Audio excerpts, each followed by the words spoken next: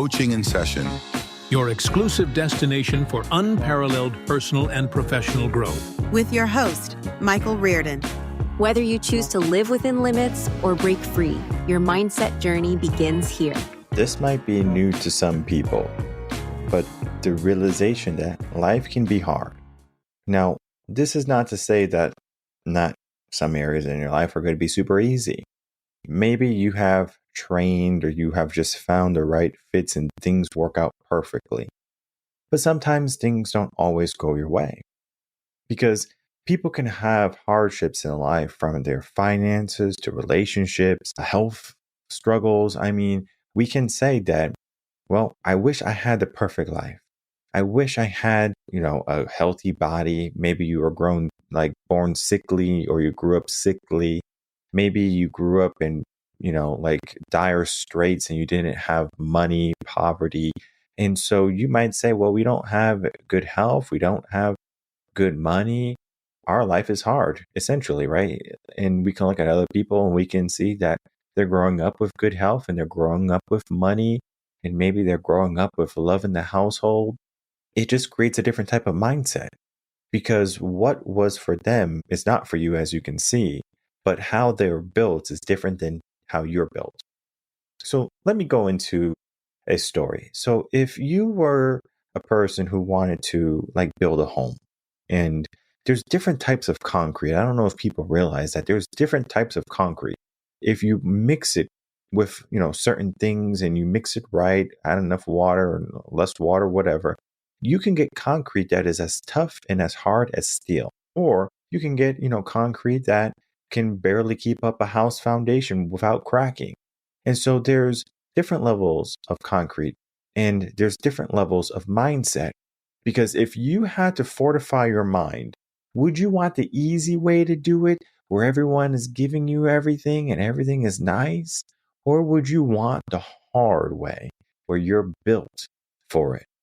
I think of the story of Mike Tyson and his son, and I've talked about the story before. And basically, his son, talked to Mike, was like, "Hey, Dad, I want to be a boxer like you," right? Any son can look at a father's greatness and say, "You know what? This is a man that, this is my legacy in a sense, or my aspirations or my goals that I should be chasing." And Mike said, you can't be a boxer. You don't have it in you, right? You went to private schools. And he was joking, but he was serious, because there is a certain type of mind that is developed in the hood versus in the private communities or in the wealthy neighborhoods. And you might say, well, what's the difference? Well, the difference is, if you grew up in that hardship, you're just refined differently. You are built differently, right? Your mindset is different, it's tougher. Now, this is not to say that the person who has grown up with everything cannot develop that mindset with time, because you can put yourself in trainings, you can put yourself in boot camps, and you can put yourself where you're challenging your mind. The reality is, there's always going to be that idea in your mind, that seed of how you grew up, right? Because if you grew up good, that's always going to be there with you, right? For you, maybe even. But if you grew up with nothing, and you don't know love, and you don't know kindness, and you just know hate, and you know violence, that is who you're going to be able to, step into so much better. Now, this is not to say that everyone who's violent and who is, this tough son of a gun, can't break. Anyone can break. It just, it's dependent on your levels of training, right? Trained CIA spies, they can last anywhere between 18 hours to maybe 48 hours or something like that, being tortured continuously, right? And you have to ask yourself, if they can break in that amount of time, how soon are you going to break, right? Most people, they get a gun pointed to them. They're like, whoa, whoa, whoa, I'm sorry, right? They already broke, right? Versus if you get a gun pulled on you in the hood, maybe, and you got yourself, gun pulled on you all of these times, maybe you got shot and you came out alive, you might say, pull the trigger, right? You just are refined. You have that mindset of, it doesn't matter, right? I already lived this. And so some things can be traumatic for some people, and some things might be, just another day in the park, right? Another day in the hood. And so when we're looking at life, it's very similar to this aspect of there's going to be struggles, right? The battles we see, the battles we don't see, the battles we grew up with, and the battles that we might never knew happen. Very similar to history. Do you know about the Battle of Gettysburg? Do you know about World War I or World War II? Do you know what happened on all of the attacks, 9/11? I mean, we can go down the list of all the things that happened. And eventually, history is just part of the past. People don't necessarily say, let me learn about what has happened in the past, because they're so busy looking at today. And so people today are going to say, oh, there's just no room for success. There's no room for glory, because guess what? We have all these rich people and they're taking all the money or something along those lines. And the stock market is only built for, the top 1% or something, right? And we can go down the list of all the reasons why this has happened. Then we could look at socialism, where everyone should have the same, right? You should get the same amount of money and I should get the same amount of money. But the problem with that is it does not matter if everyone gets paid the same. If you have the mindset for poverty, you will live in poverty still, because the same people who are taking that same income, they will invest it, they will grow it, and they would make their money work for them, versus someone with a poor mindset is going to say, I'm going to take this and I'm going to go buy a car. I'm going to go buy a pocketbook. I'm going to go buy some brand new shoes. And so you are just giving yourself like a anchor, right? More obstacles to be on that same par. So right now, yes, you can make everything even, right? We can snap our fingers. Everything can be even. But eventually you're going to start to slow down. It's almost like if I say, okay, let's race. I'm not the fastest person in the world, but I can run, right? And I'm sure if I was going against like Usain Bolt and we literally started at the same line, he's probably going to beat me. And maybe you can beat Usain Bolt. I don't know. But the reality is we started the same, but yet he finished so far ahead. And so we have to look at the differences to how people can get so much further. And yet I thought we were equal. I thought we started the same. And the same thing is true in life, right? Life can be hard. You might say you want something. You might say you don't want something. The world might give you what you don't want and you live with it. Or maybe it's shaking something you want and you fight for it. It depends on who you are. Some people are going to fight to live a wonderful life, and some people are going to live a life that they're not happy with. So can that truly be a life that you can call wonderful if you're just kind of living every single day, wanting more, desiring more, but you're not taking action? This leads to the mindset that life can be hard, but you don't have to make it harder than what it is. And so we get into the idea of, well, why do people make their life hard, right? Well, one of the reasons they do it is because their mind is not focused.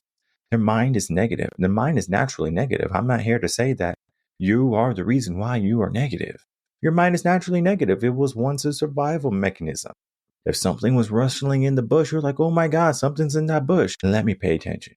Because I'm not going to see something that can potentially harm me and not have some level of awareness to it, right?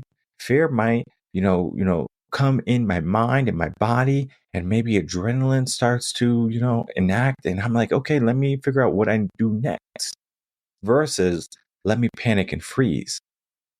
I think back when I was a kid, oh man, I had nightmares sometimes, and it wasn't like frequent, but sometimes during the nightmares, something would happen in the nightmares that was so scary. It would be a skeleton or an animal chasing me, and I froze.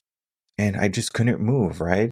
Even though I knew I needed to get away, even though I knew like whatever was happening wasn't exactly what I wanted, it was almost like my body wouldn't move. Even though my mind was giving me these sparks saying, hey, what are you doing? What are you doing? Move, take action. This is life. Many people, they find themselves unable to move. They're frozen. They're stuck. Their mind is their anchor. And that is what negativity is. It is the anchor. Because the negative aspect of the mind is not being able to get away from your attacker or your assailant.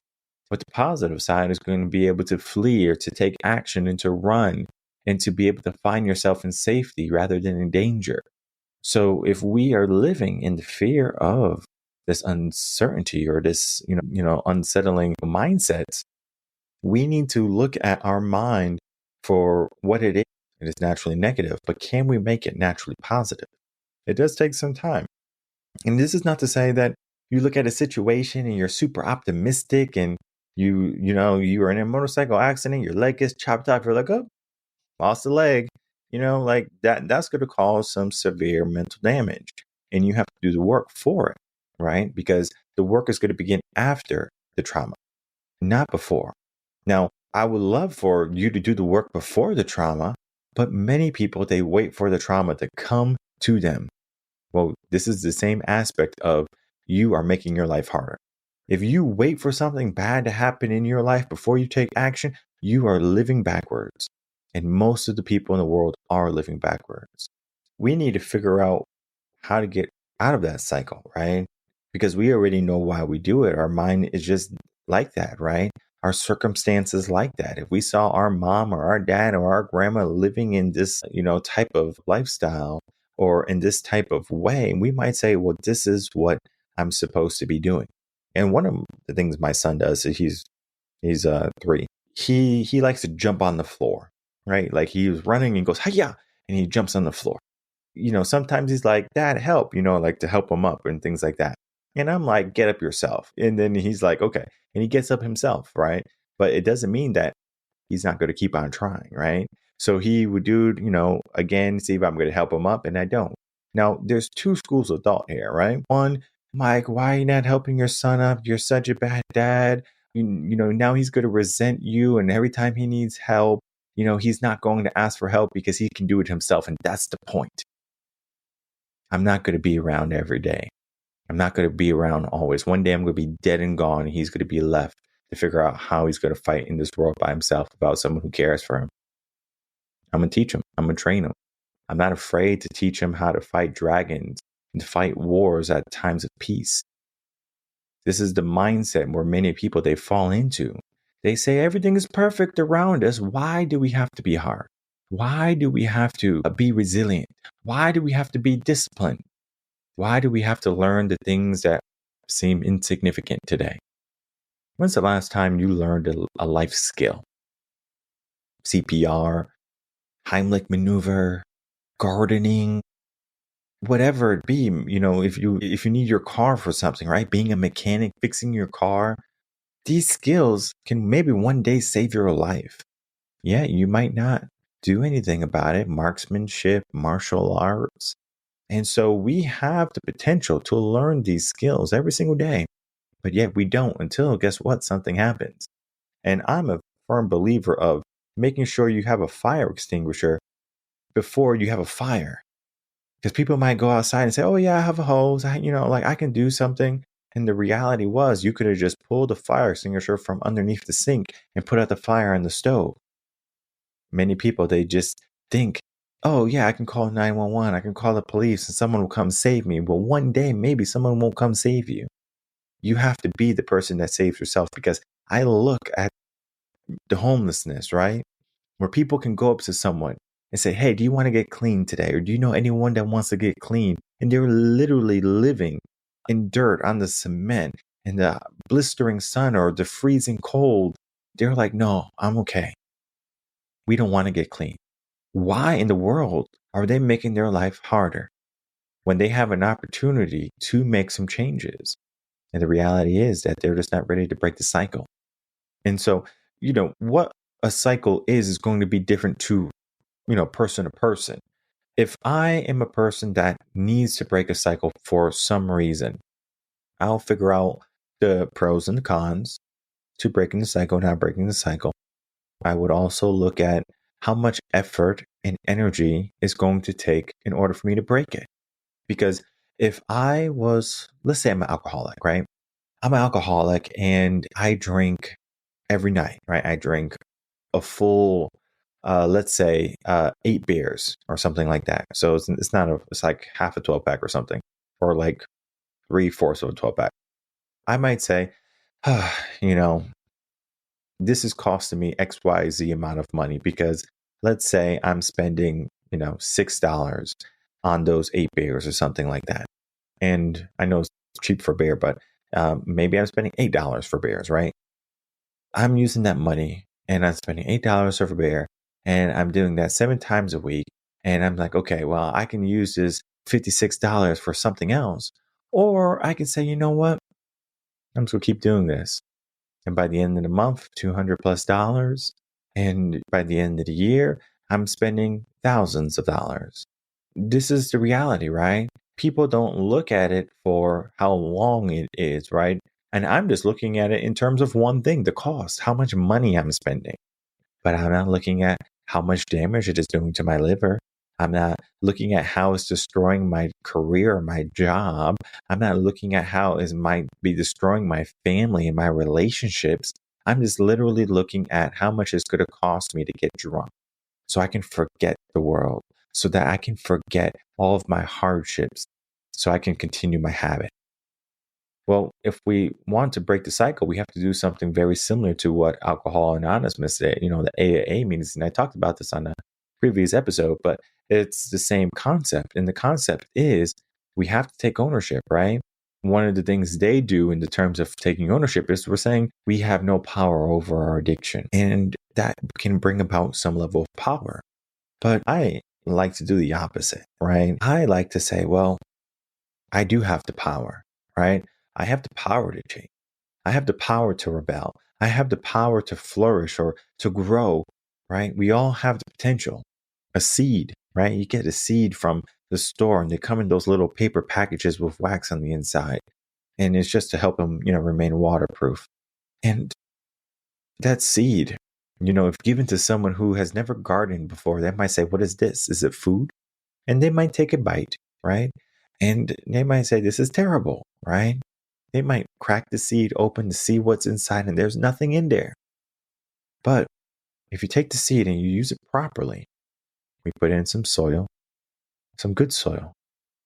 We water it. We make sure that the sun is going to be able to hit the soil, warming the soil, right? And now the seed feels alive. It has a purpose now. It's not just locked in a piece of paper with wax on the inside. It now has potential for growth, as it always has once did, right?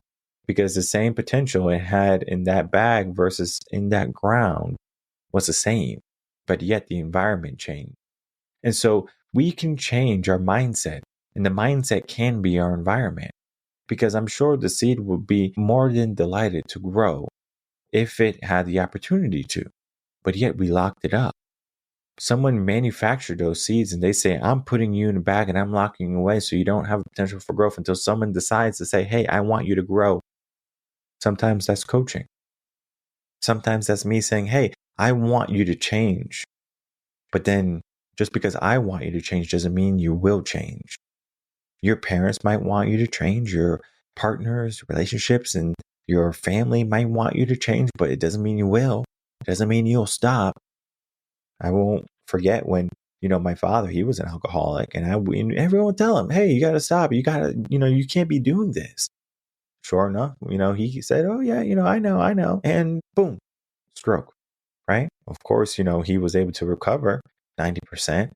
Still, the mentality was people that loved him were saying, hey, you should stop. You should figure out your life. You should get ahead, right? And getting ahead meaning you should do things that are going to benefit you rather than take away from you. But yet he couldn't see it. Yet he had a good upbringing, right? He had a mom who loved him. The dad, who gave him the sperm was never in his life. But, nonetheless, he figured out how to be a dad. He figured out how to navigate through life. But then again, he still hit a roadblock. Life can happen so quickly where those roadblocks just kind of happen like a dead-end street that we weren't paying attention to. All of a sudden, we're driving, we're on cruise control, and then we fail to see the no outlet sign, and we keep on moving, and then we see the no dead-end sign, and we're like, how did we get here? Because we didn't pay attention to the first sign. And we can do good things in our life if we begin to pay attention, but people are committed to make their life harder. And I have to ask myself, well, if you understand that, like your life can be like a day at a time, can be like a brick, right? Like that one brick every single day that you get, right? You get 365 bricks a year. What are you building with those bricks? You know what the majority of people are doing with those bricks? They're tossing them to the side, right? They're building things that they don't even want. They have to ask themselves later on, why, why do I have this life?